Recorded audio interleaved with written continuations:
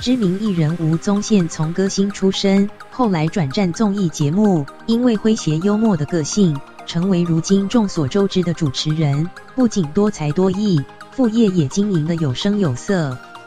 他今29日出席东森购物新春午茶暖心回馈幸运会员记者会时，就透露最近都在各地面试，如果想当他的员工，最重要的一点就是善良。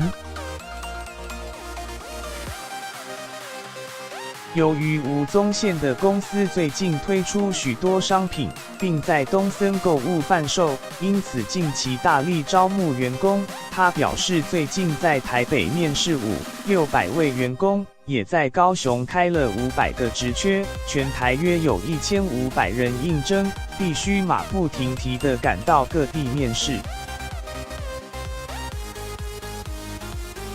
说到这里，吴宗宪直接表明，面试时不只会看履历表，还会看品格，最重要的就是善良。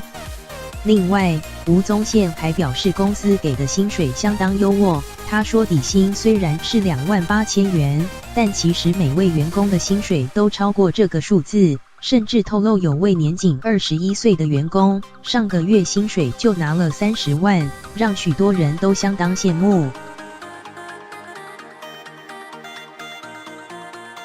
实习编辑斜线陈柏良。